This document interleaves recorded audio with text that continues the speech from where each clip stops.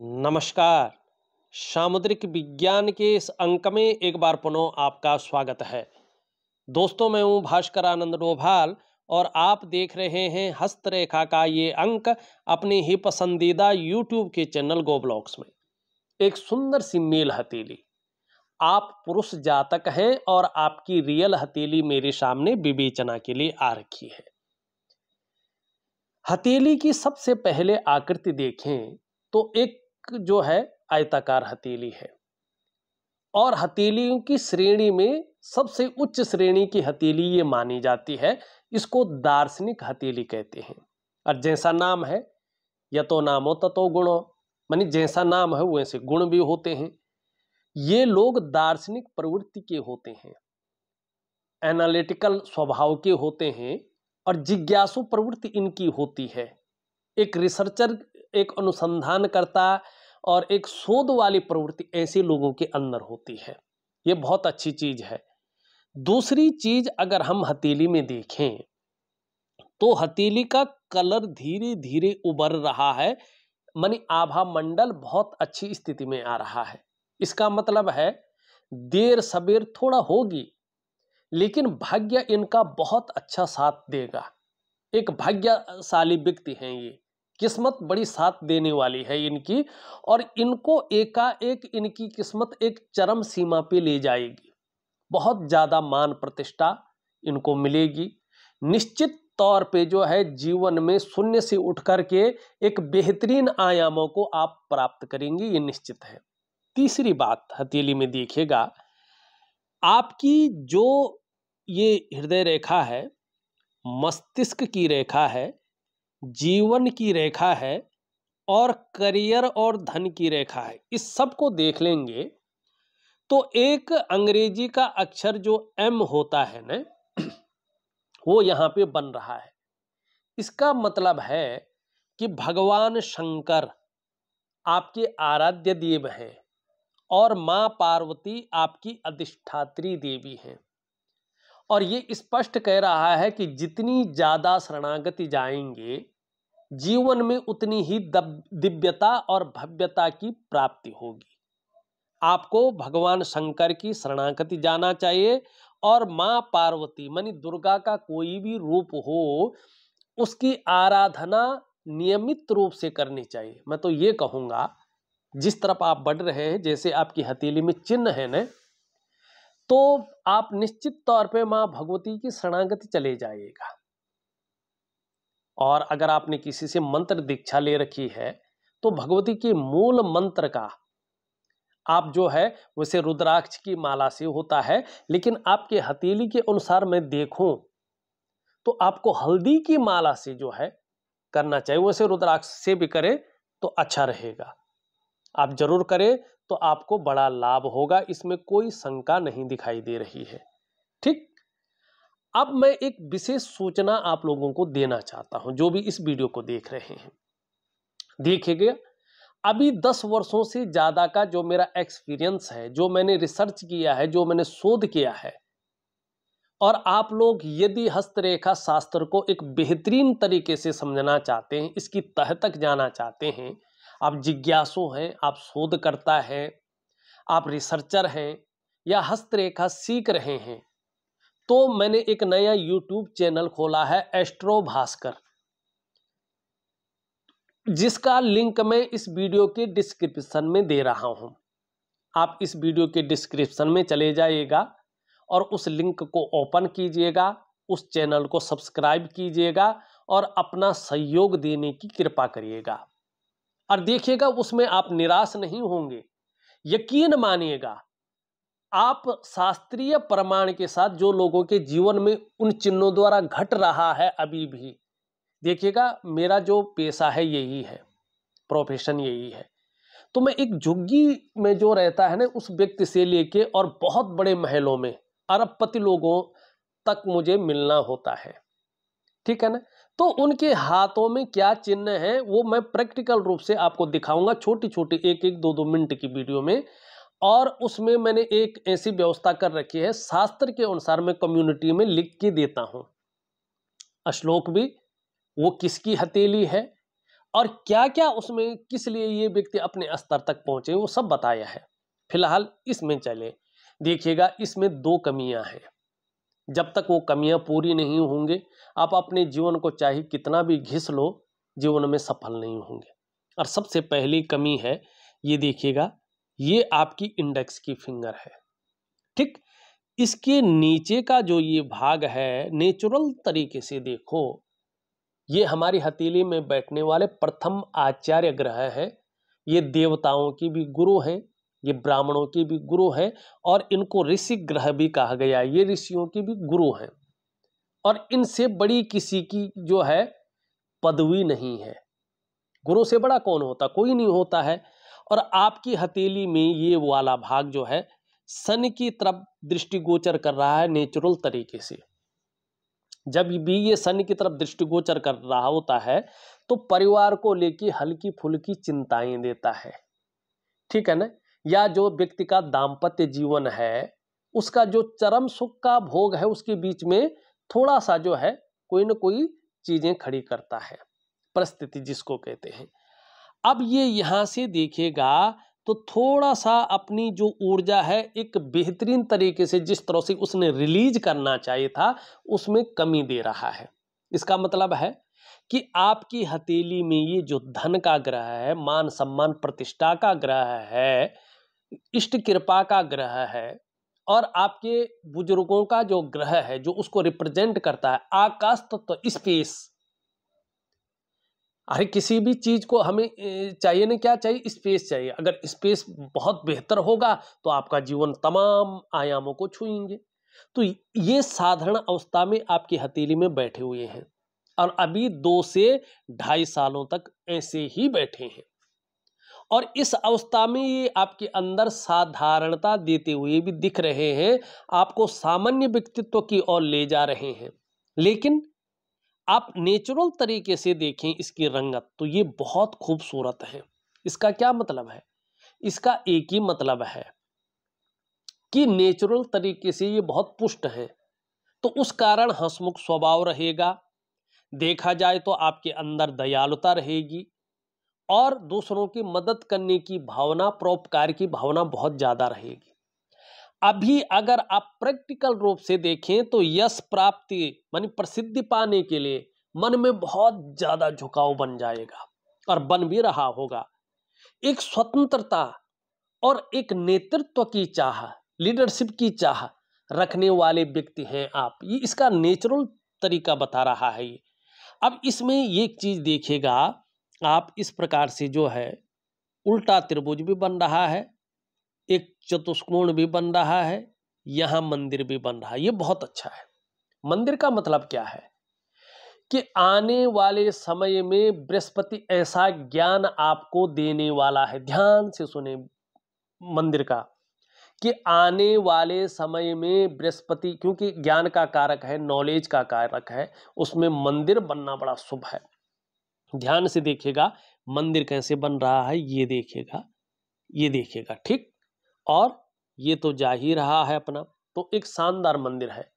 भविष्य में आने वाले समय में ये ऐसा ज्ञान आपको देगा कि उसके कारण आप धन भी कमाएंगे, प्रतिष्ठा भी कमाएंगे, दौलत और शोहरत दोनों चीजें, ठीक है ना। धनी भी होंगे और सुखी भी होंगे, ठीक है ना।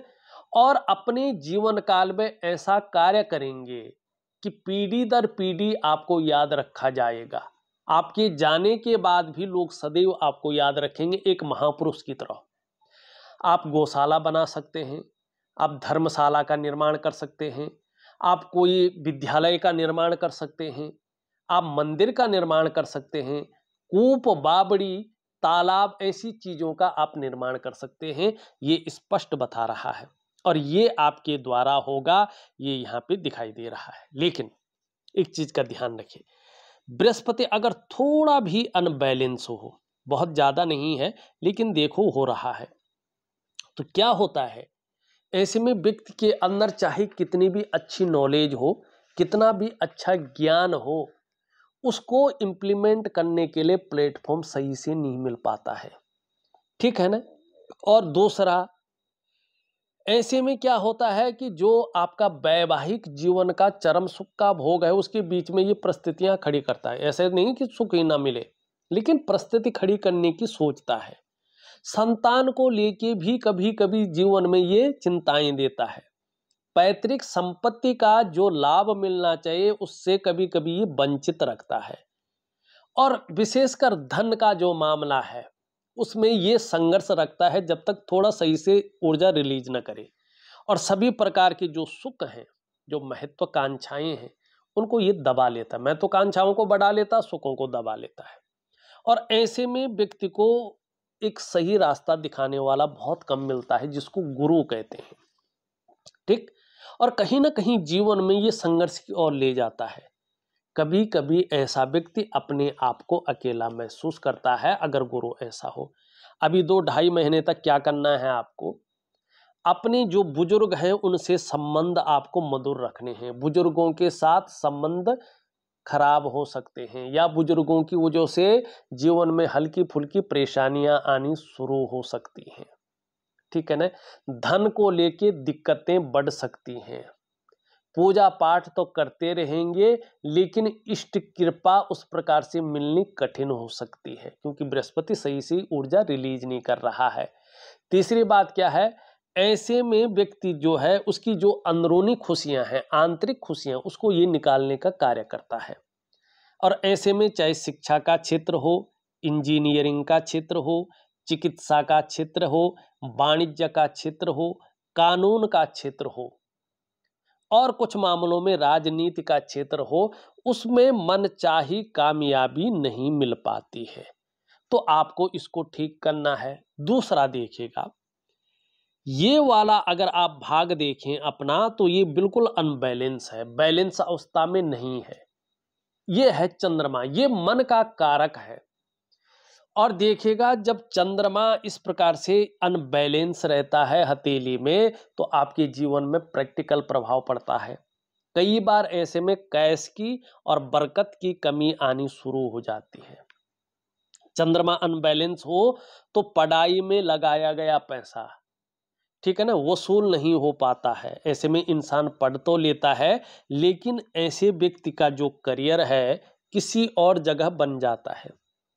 और दूसरी बात, ऐसे में व्यक्ति जो मर्जी सीख ले, उसको बाजार में, मंडी में आजमा ही नहीं पाता है। और चंद्रमा अनबैलेंस अगर हथेली में हो, तो कभी कभी बहुत जल्दी एंजाइटी, डिप्रेशन आने शुरू हो जाते हैं। इंसान का मन करता है अकेले बैठे रहूं, सोचता रहूं, कुछ निष्कर्ष निकालता रहूं इसका, है ना। और ऐसे में माँ की तबीयत या तो खराब रहती है, या माँ को लेके चिंताएं रहती हैं, या व्यक्ति माँ से दूर रहता है, या माँ के साथ मतभेदता उभर पाती है। माँ का सुख जो सही से मिलना चाहिए, उसमें ये कमी करता है।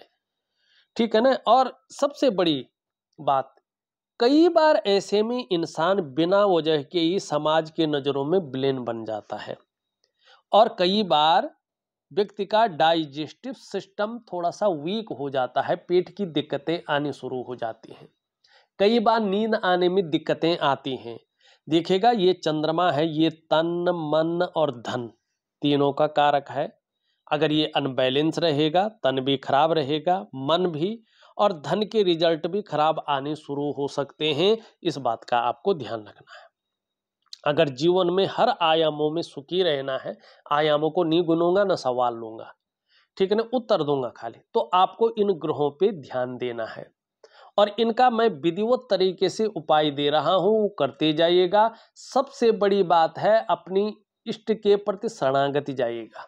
जब तक इष्ट प्रबल नहीं होगा, आप कुछ भी सीख लें, जो रहस्यमय विद्याएं आप सीख रहे हैं, निश्चित तौर पे आपको ये फायदा देंगे और बहुत बड़े स्तर पे ले जाएंगे। उसको छोड़ो मत, इन चीजों को ठीक करो, तब जाके आपकी जीवन में सफलता मिलने वाली है।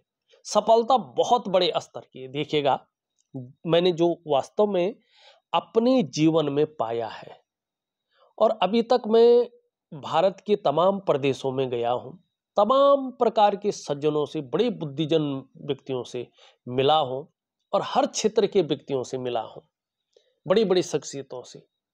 लेकिन मैंने एक ही चीज पाया है, कि ऐसे लोगों का जो प्रारंभिक दौर होता है ना, कम से कम किसी का 35, किसी का 40, ये लोग पूछो मत, इतना संघर्ष हर इंसान नहीं झेल सकता है। माने सफलता पाने से पहले तूफान उसकी जीवन में जरूर आता है। तो ऐसे लोगों को धैर्य नहीं खोना चाहिए, क्योंकि बड़ा आयाम को प्राप्त करना है, बड़ी कामयाबी को प्राप्त करना है, तो बड़ा संघर्ष भी ये चीजें देती हैं। तो ये बहुत अच्छी चीज है आपकी हथेली में। ठीक, अब यहां पे देखिएगा, ध्यान से देखिएगा, धार्मिक भावनाएं बहुत अच्छी रहेंगी, ईश्वर में विश्वास बना रहेगा और अपने आराध्य के प्रति समर्पण की भावना रहेगी। दूसरी बात, ये यहां तक तो ठीक है, यहां पे इसका टिप देखो इधर मिल रही है। मनी जीवन में कामयाबी तो है, लेकिन बहुत ज्यादा मेहनत और बहुत ज्यादा परिश्रम करने के बाद ही चीजों में सफलता है, और कई बार दौड़ा धोपी का काम भी आपको करना पड़ सकता है। अगर ये पीतल वगैरह का है तो बृहस्पति में कभी पीतल मत पहनिएगा, ठीक है ना। ये थोड़ा सा, जब बृहस्पति ठीक होगा, अभी चांदी पहन लो या रहने दो, जब बृहस्पति ठीक हो जाएगा सोना धारण कर लेना, अभी सोना नहीं खपेगा। यहां से देखेंगे तो यश पाने की चाह, नेम फेम पाने की चाह और अपने कार्यों में विस्तार पाने की चाह दिखाई दे रही है। दोनों उंगलियां बराबर है। धन और यश की चाह रहेगी। पैसा और सम्मान जीवन के लिए बहुत जरूरी हो गया है, और जीवन का मुख्य लक्ष्य भी यही दिखाई दे रहा है। यहाँ पे गैप है, जब जब आपकी जन्म कुंडली में शनि 7.5 में होंगे, ढैया में होंगे, बकरी अवस्था में होंगे, तब तब इसका प्रभाव आपके जीवन पर गहरा और लंबा पड़ेगा। अब कितना पड़ेगा ये डिपेंड करता है आपके कर्माज के ऊपर। ये सीधी है, यहाँ पे ये इसके पहले पौरवे तक बस पहुंचने वाली है, यहाँ तक थोड़ा सा नाखून बढ़ाएं तो आपका व्यक्तित्व एक बेहतरीन तरीके से उभर कर आएगा। एक सुखद जीवन जीने की चाह रहेगी और सुखद जीवन जीने के लिए प्रयत्नशील व्यक्तित्व रहेगा। बुद्धिमत्ता बहुत अच्छा है, एक रहस्यमय ज्ञान नॉलेज आपके अंदर बहुत अच्छी रहेगी, और इसी के कारण आप चमक जाएंगे। लेकिन पार्टनरशिप में कभी भी कार्य मत कीजिएगा। सबसे बड़ी बात, ऊर्ध्व रेखाएं यहाँ पे स्पष्ट दिखाई दे रही हैं, मानी जो रास्ता आपने चुना है वो आपके लिए परफेक्ट है। देर सवेर सफलता बड़ी है। आप गलत दिशा की तरफ नहीं जा रहे हैं, गलत रास्ता आपने नहीं चुन रखा है। एक फ्रेंडली नेचर के व्यक्ति हैं, और इसी व्यवहारिकता के कारण आप अपने जीवन काल में सफल होंगे। हृदय रेखा देखें, इन दोनों के बीच में जा रही है, दोनों हाथों में, और इसमें देवगुरु बृहस्पति का और शनि का दोनों का प्रभाव पड़ रहा है। इसका मतलब है जैसे जैसे आपकी उम्र बढ़ रही है, वैसे वैसे आप अपने जीवन काल में बड़े महत्वाकांक्षी व्यक्ति बन रहे हैं। आपकी सोच बहुत आगे बढ़ने की हो रही है। गुरु का सीधा प्रभाव पड़ रहा है, जिसके कारण आपकी इच्छा भी एक टॉप लेवल तक पहुंचने की हो रही है। वहीं शनि का प्रभाव पड़ रहा है, इसके प्रभाव पड़ने के कारण आगे बढ़ने के लिए आप जो है इन किन प्रकार जो भी आपसे हो सकता है आप करेंगे, और यही चीज आपको आगे चलकर बड़ी सफलता दिलाएगी। मस्तिष्क रेखा पूरी तरह से चंद्रमा की ओर घूम रही है, क्रिएटिविटी बहुत ज्यादा रहेगी। लंबी और हवाई यात्रा का जीवन में मौका मिलेगा, जिससे मन प्रसन्न रहेगा, खुशनुमा जीवन में माहौल बना रहेगा, ठीक है ना। और बौद्धिक स्तर आपका बहुत अच्छा रहने वाला है, गारंटेड कह रहा हूं। लेकिन अभी चंद्रमा थोड़ा वीक है, तो इस अवस्था में प्रायो बहुत ज्यादा सोचने वाला व्यक्तित्व बन गया है। ज्यादातर हर समय कल्पनाओं में डूबे रहने वाले हो गए हैं। आपका जो मन है वो भी एकाग्रचित कम हो पा रहा है, लेकिन बहुत बड़ी सफलता आपको मिलेगी। हाँ, अगर चंद्रमा ऐसा ही रहा तो केवल कल्पनाओं में ही जीवित रहने वाला व्यक्तियों में से एक होंगे, सफलता नहीं मिलेगी। इसलिए जो है इसको जरूर करें। जीवन की रेखा देखें तो ये बहुत अच्छी है, यहां से एक रेखा जारी है लेकिन टेढ़ी मेढ़ी है, बुध की रेखा। ये जितनी साफ सुथरी होगी उतना आपको लाभ मिलेगा। यहाँ पे भी एक रेखा इस तरह से जा रही है, ये सब कुछ मिलने पर भी एक चीज होती है ऐसे में कि व्यक्ति को संतुष्टि नहीं मिल पाती है। बाद में ये रेखा आपको विदेश की यात्राएं खूब कराएगी। यहाँ पे जो बन रहा है ये बुढ़ापे में अचानक बड़ा धन दिलाएगी, ठीक है ना। यहाँ पे अगर हम बात करें करियर और धन की रेखा, जीवन काल के 41 ईयर से इसका प्रभाव आपके जीवन पर गहरा और लंबा पड़ेगा, बेहतरीन पड़ेगा। और जो है 45वें वर्ष में ये पूर्ण भाग्योदय करवाएगा। 57 ईयर में फिर आपका बुढ़ापा दोबारा से बहुत अच्छा आएगा।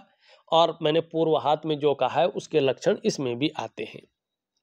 यहाँ पे वर्टिकल रेखाएं स्पष्ट दिखाई दे रही हैं और शुक्र के पर्वत पर हैं। इसका मतलब है कार्य के प्रति जुझारूपन रहेगा। जिस कार्य को हाथ में ले लेंगे, जब तक पूरा नहीं होता तब तक छोड़ेंगे नहीं, और इन्हीं चीजों के कारण आप सफल होंगे। शुक्र एक बेहतरीन और लग्जरी स्टाइल में बैठा हुआ है, लेकिन जब तक बृहस्पति इसको मैनेज नहीं करेगा तब तक इसके पूरी तरह से फायदा नहीं मिलेंगे। ऊपरी मंगल थोड़ा सा जो है ये है तो थोड़ा ये तनाव, कंफ्यूजन, उलझन, दुविधा देता रहता है। कई बार जो है क्षणभंगुर वाला गुस्सा भी हावी कराता है। ये ठीक है। पराक्रम बहुत अच्छा रहेगा, एनर्जेटिक स्वभाव बना रहेगा। जो भी आपसे मिलेगा वो कंफर्टेबल फील करेगा।